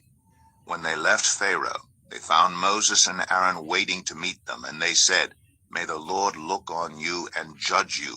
You have made us obnoxious to Pharaoh and his officials, and have put a sword in their hand to kill us. Moses returned to the Lord and said, why, Lord? Why have you brought trouble on this people? Is this why you sent me? Ever since I went to Pharaoh to speak in your name, he has brought trouble on this people, and you have not rescued your people at all. Exodus 6. Then the Lord said to Moses, now you will see what I will do to Pharaoh. Because of my mighty hand he will let them go. Because of my mighty hand he will drive them out of his country. God also said to Moses, I am the Lord. I appeared to Abraham, to Isaac, and to Jacob as God Almighty, but by my name the Lord I did not make myself known to them. I also established my covenant with them to give them the land of Canaan, where they resided as foreigners. Moreover, I have heard the groaning of the Israelites, whom the Egyptians are enslaving, and I have remembered my covenant. Therefore say to the Israelites, I am the Lord, and I will bring you out from under the yoke of the Egyptians. I will free you from being slaves to them, and I will redeem you with an outstretched arm and with mighty acts of judgment. I will take you as my own people, and I will be your God. Then you will know that I am the Lord your God, who brought you out from under the yoke of the Egyptians. And I will bring you to the land I swore with uplifted hand to give to Abraham, to Isaac, and to Jacob. I will give it to you as a possession. I am the Lord. Moses reported this to the Israelites, but they did not listen to him because of their discouragement and harsh labor. Then the Lord said to Moses, go tell Pharaoh, king of Egypt, to let the Israelites go out of his country. But Moses said to the Lord, if the Israelites will not listen to me, why would Pharaoh listen to me, since I speak with faltering lips? Now the Lord spoke to Moses and Aaron about the Israelites and Pharaoh, king of Egypt, and he commanded them to bring the Israelites out of Egypt. These were the heads of their families. The sons of Reuben, the firstborn of Israel, were Hanok and Palu, Hezron and Carmi. These were the clans of Reuben. The sons of Simeon were Jemuel, Jamin, Ohad, Jachin, Zohar, and Shaul, the son of a Canaanite woman. These were the clans of Simeon. These were the names of the sons of Levi according to their records: Gershon, Kohath, and Merari. Levi lived 137 years. The sons of Gershon by clans were Libni and Shimei. The sons of Kohath were Amram, Izhar, Hebron, and Uziel. Kohath lived 133 years. The sons of Merari were Malai and Mushai. These were the clans of Levi according to their records. Amram married his father's sister Jochebed, who bore him Aaron and Moses. Amram lived 137 years. The sons of Izhar were Korah, Nepheg, and Zikri. The sons of Uziel were Mishael, Elzaphan, and Sithri. Aaron married Elisheba, daughter of Aminadab, and sister of Nahshon, and she bore him Nadab and Abihu, Eleazar, and Ithamar. The sons of Korah were Asir, Elkanah, and Abiasaph. These were the Korahite clans. Eleazar, son of Aaron, married one of the daughters of Putiel, and she bore him Phinehas. These were the heads of the Levite families, clan by clan. It was this Aaron and Moses to whom the Lord said, "Bring